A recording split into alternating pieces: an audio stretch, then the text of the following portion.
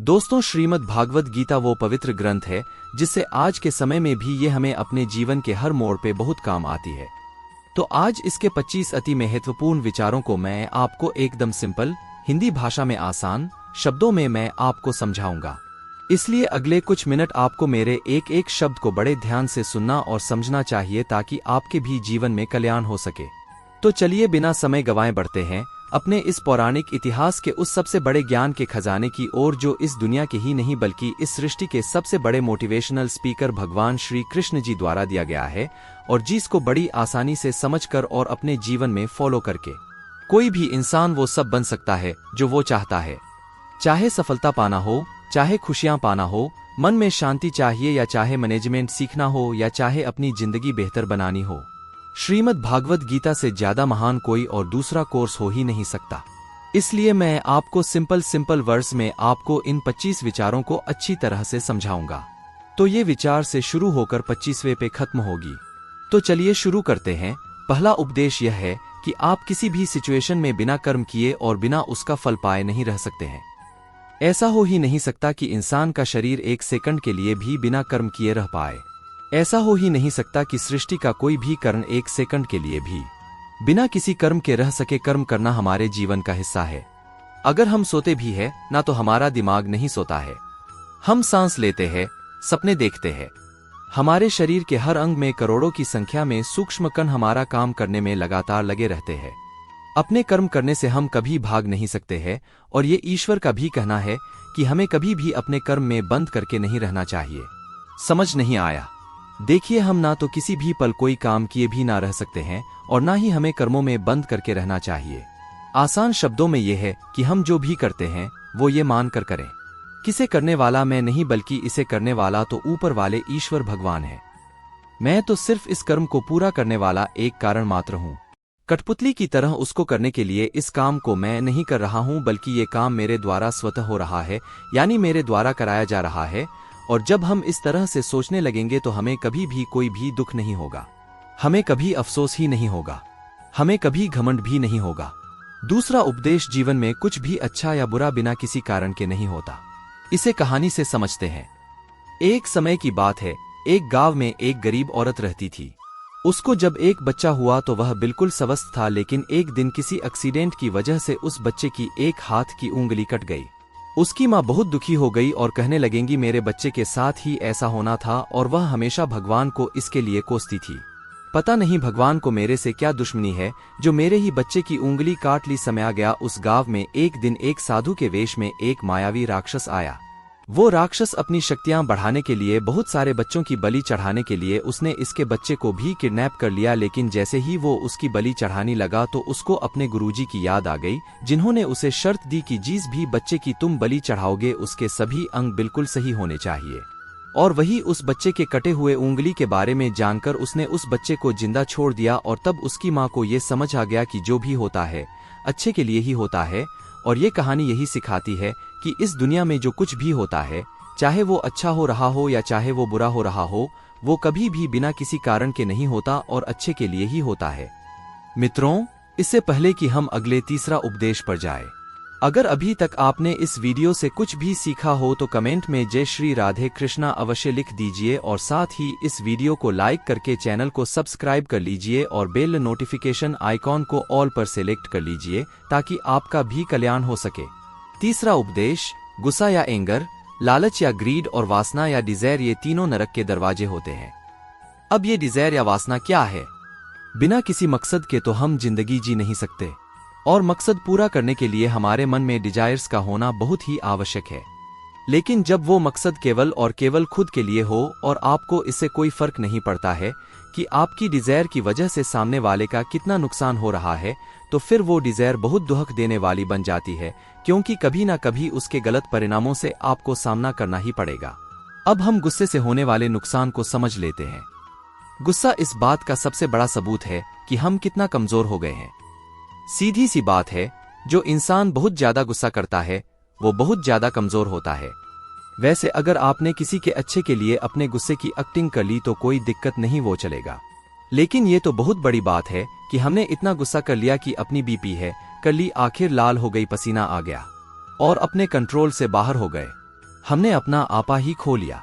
अब लालच के बुरे परिणामों को जान लेते हैं।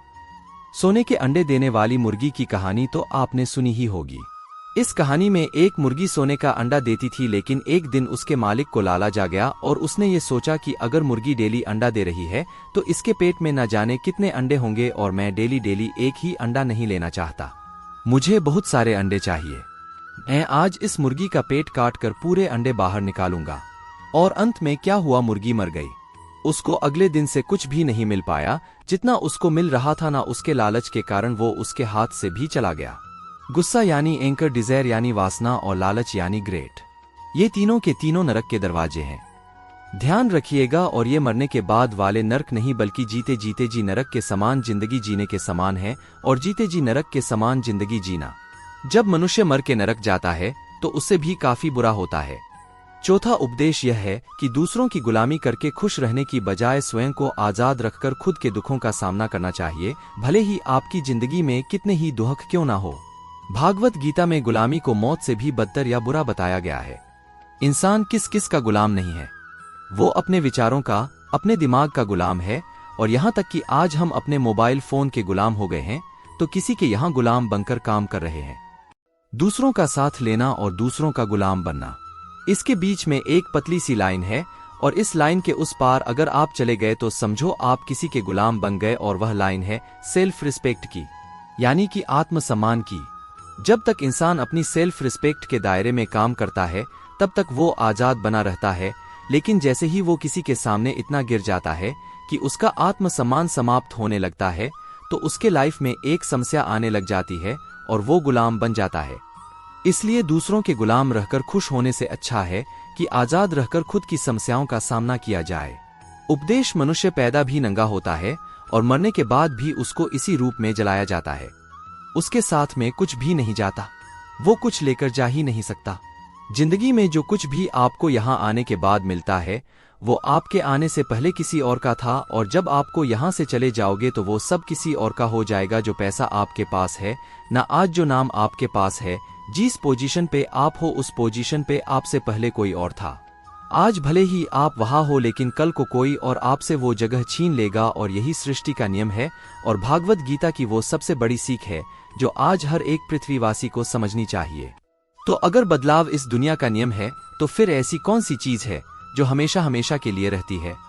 आखिर कोई तो चीज होगी जो हमेशा आपके जाने के बाद भी इस दुनिया में रहेंगी ही। तो वो चीज है इंसानियत।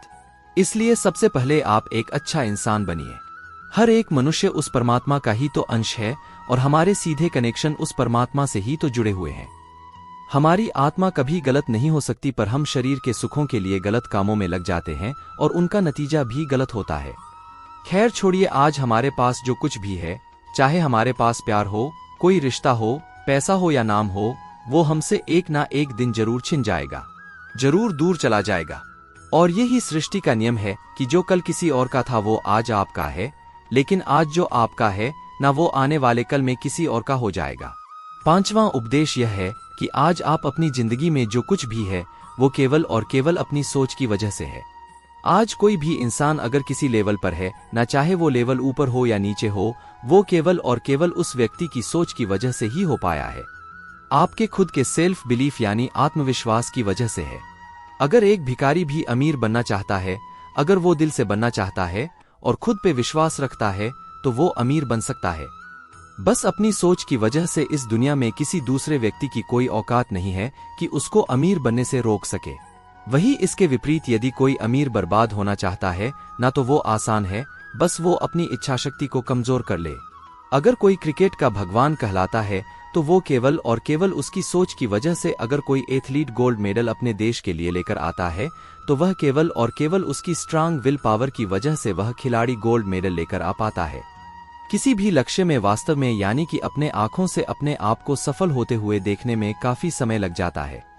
हो सकता है 5 साल लग जाए या 30 साल, यहाँ तक कि अपनी पूरी लगभग उम्र ही बीत जाए, लेकिन उतने साल तक अगर आप अपने मार्ग से नहीं भटकते तो वो केवल और केवल आपकी सोच की वजह से होगा। अगर आपने अपने मन में ही किसी लक्ष्य को जीत लिया है कि मैं ये जीतूंगा ही या जीत चुका हूं, तो उसको जमीनी स्तर पर जीतना केवल एक औपचारिकता ही हो जाती है। बस हमें अपने कर्म को करते जाना है और उसके फल की चिंता नहीं करनी है। कर्मों के फल तो ईश्वर देते हैं। छठवां उपदेश, चाहे कोई भी काम हो वो अच्छा या बुरा, केवल और केवल एक ही कारण से होता है कि उसको करने के पीछे आपका इरादा क्या है। उस काम को आप क्यों करना चाहते हैं? चिंतन कीजिए, कहीं आप उस काम को इसलिए कर रहे हैं ताकि आपका कोई मतलब या स्वार्थ उससे पूरा हो सके, या आप उस काम को इसलिए कर रहे हैं ताकि किसी का भला हो सके।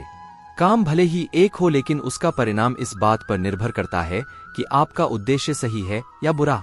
महाभारत के युद्ध में लड़ाई तो भी लड़ रहे थे और उसी लड़ाई को गौरव भी कर रहे थे, पर दोनों के उद्देश्य बिल्कुल अलग अलग थे। एक तरफ पांडव धर्म के लिए युद्ध कर रहे थे तो वही कौरव अधर्म के लिए कर रहे थे। दोनों एक ही मैदान में मौजूद थे और दोनों ही अपनी संपूर्ण शक्ति और कौशल से एक दूसरे से लड़े जा रहे थे। इस हार और जीत का कारण केवल एक ही था, इरादा। एक का इरादा सत्य के लिए लड़ना था तो दूसरे का गलत के लिए। सतवां उपदेश यह है कि इस दुनिया में सबसे शांत इंसान केवल वो है जिसकी बुद्धि और आत्मा दोनों की सोच एक समान हो जाती है, जिनका दिमाग जिस पक्ष में हो और उसी पक्ष में उसका दिल भी काम कर रहा हो। तो वो इंसान हमेशा खुश रह सकता है। लेकिन हाँ, वो इंसान कभी खुश नहीं रह सकता जिसके विचारों में बहुत सारी कामनाएं होती है, और जब ये कामनाएं किसी कारणवश पूरी नहीं होती तो उस व्यक्ति के मन के भीतर क्रोध पैदा हो जाता है कि मेरा ये काम तो नहीं हो पा रहा। अगर आप अपने आप को, अपने मन को स्वयं के नियंत्रण में रख ले तो वो सभी कर सकते हैं जो आप करना चाहते हैं, और जो वास्तव में सही है और आपके मन को संतुष्टि देता है, और जो कि असलियत में आपको करना चाहिए, तो आप सदैव अपने मन को खुश रख पाएंगे। हमारा मन अगर अशांत रहता है तो उसका सबसे बड़ा कारण है कि हम बहुत सारे छाव या कामनाओं के पूरे होने की शर्त पर अपनी खुशियों को बांध कर रख देते हैं कि हमारी ये छाए और कामनाएं पूरी होंगी तभी तो मैं खुश हो पाऊंगा। अगर हमारे मन में ये सवाल आए कि खुशियां क्या हैं, तो इसका जवाब होना चाहिए कि खुशियां केवल हमारी मानसिक अवस्था होती है। इसलिए ही तो भागवत गीता में कहा गया है कि जो आपका मन करे वो ही कीजिए। अगर आपका मन करता है कि यार मैं खोले आसमान में उड़ान भरूं, तोड़ा भरिए ना। अपने मन में आने वाले विचारों को, अपने दिल में आने वाले विचारों को एक हो जाने दीजिए। उन्हें कभी भी बंधनों से बांध के मत रखिए।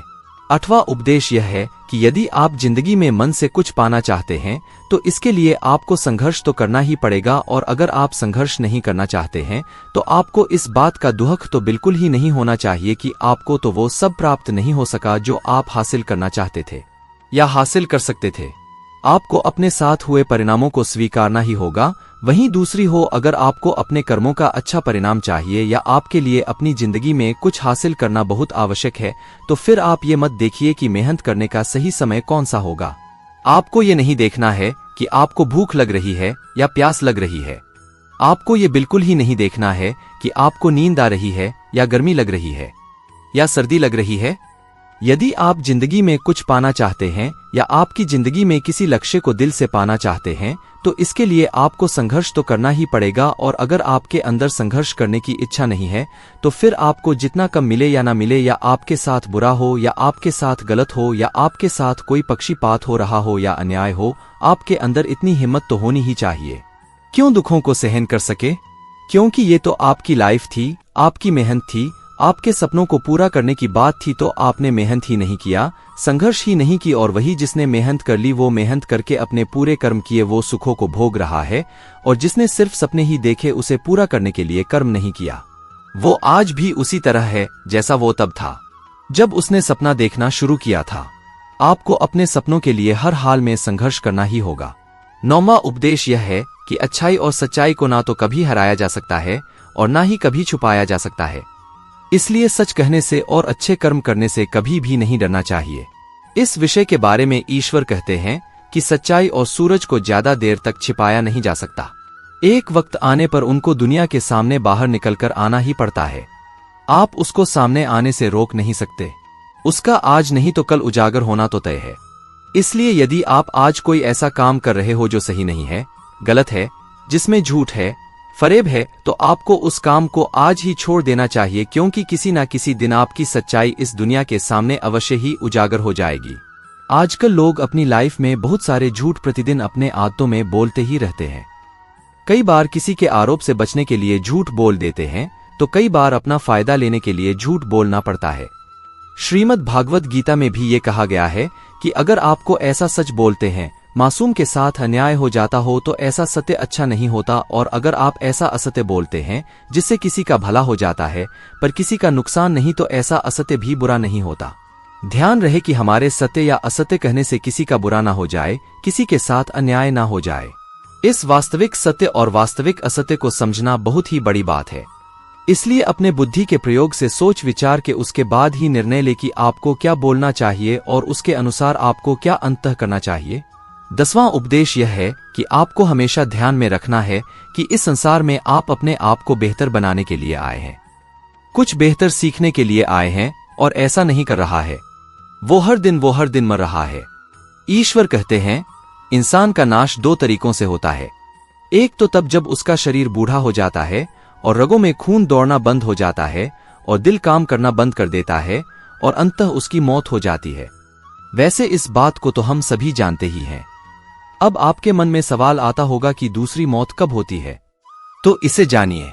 इंसान का दूसरा नाश तब हो जाता है जब वो अपने मन से हार जाता है और ये मन से मान लेता है कि मैं तो इस काम के करने लायक नहीं हूं। जब इंसान अपने आप को, अपनी समस्याओं को खुद की काबिलियत से बड़ा कर लेता है और सोचता है कि ये समस्या तो मेरे से बहुत बड़ी है, मैं इसका सामना नहीं कर सकता, और जब इंसान की हिम्मत मरती है तो इंसान भी एक जिंदा लाश की तरह हो जाता है। इसलिए श्री भागवत गीता में कहा गया है कि हमारी आत्मा प्रत्येक जन्म में अपने आप को बेहतर बनाती हुई अपने यात्रा पे आगे बढ़ती रहती है, और हर जन्म में उसके द्वारा निस्वार्थ भाव से किए गए नेक कर्मों के आधार का जब एक निश्चित सीमा आ जाती है तो फिर वो आत्मा परमात्मा में समा जाती है और फिर कभी वापस शरीर को धारण नहीं करना पड़ता है।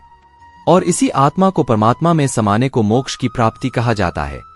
हमारी जो उत्पत्ति हुई है, अगर उस परम पिता से हुई है जिसको हम भगवान मानते हैं या अल्लाह कहते हैं या जो कुछ भी कहते हैं, क्योंकि धर्म आपके अलग अलग हो सकते हैं, लेकिन ये सोचिए अगर आपको बनाने वाला वो ईश्वर है, अगर वो इतना मजबूत है तो आप कमजोर कैसे हो सकते हैं?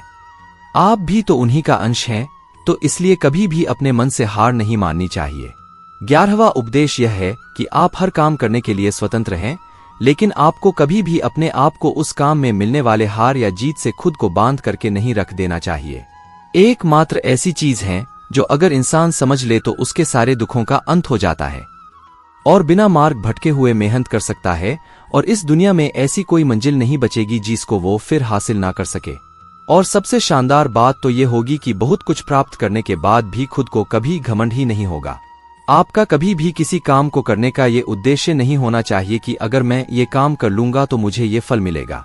ज्यादातर लोग ये सोचते हैं कि हम मेहनत तो करते हैं, लेकिन उस मेहनत से ज्यादा हमारे मन में किसी चीज को पाने की कामना होती है, मतलब डिजायर होती है, और हम हर वक्त यह सोचते रहते हैं कि मैं इतनी ज्यादा मेहनत कर रहा हूं तो मुझे तो सफलता मिलेंगे ही मिलेंगे, मुझे तो मिलने ही चाहिए। हमारी उम्मीदें इतनी ज्यादा हो जाती है कि हमारा मेहनत ही कम पड़ने लग जाता है।